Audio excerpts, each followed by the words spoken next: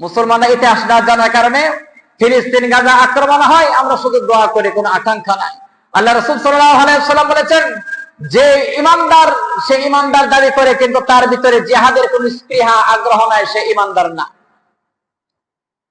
প্রতিটি মুসলমানের নরনারীর আকাঙ্ক্ষা থাকতে হবে, তামান্না থাকতে হবে, সে একদিন জিহাদ করবে, শহীদ হবে।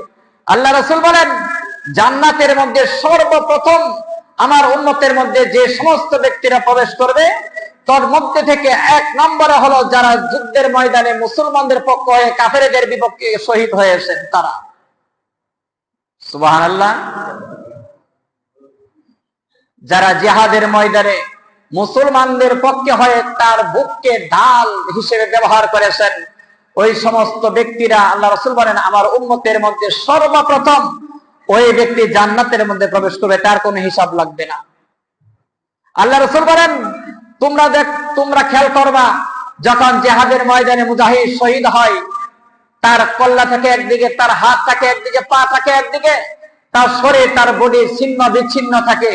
তোমরা মনে করো যে তার অনেক কষ্ট হয়েছে, কষ্ট না। আল্লাহ রাসূল বলেন, কোন ব্যক্তি যখন শাহাদাত বরণ করে শহীদ হয়, একটা পিঁপড়া কামড় দিলে যে পরিমাণ কষ্ট হয়, ওই শহীদ ব্যক্তির এই পরিমাণ কষ্ট হয় না। তারা আল্লাহর রাস্তায় শহীদ হয়, জীবন দেয়।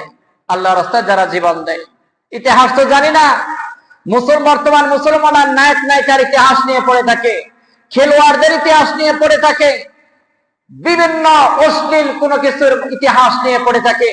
মুসলমানগণ যদি মুসলিম মুজাহিদদের ইতিহাস নিয়ে পড়ে থাকতো, তাহলে ইসরায়েলের মতো হাজারটা ইসরায়েল সাহস পাইত না ওই ফিলিস্তিন গাজার মধ্যে আক্রমণ করা।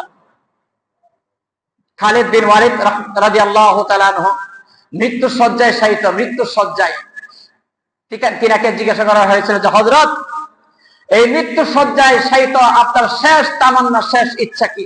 খালিদ বিন ওয়ালিদ, যিনাকে বলা হয় খালিদ সাইফুল্লাহ, আল্লাহর তলোয়ার, মুতারা যুদ্ধে আল্লাহ রাসূল সাল্লাল্লাহু আলাইহি ওয়াসাল্লাম 3 জন সেনাপতি নিযুক্ত করেছিলেন।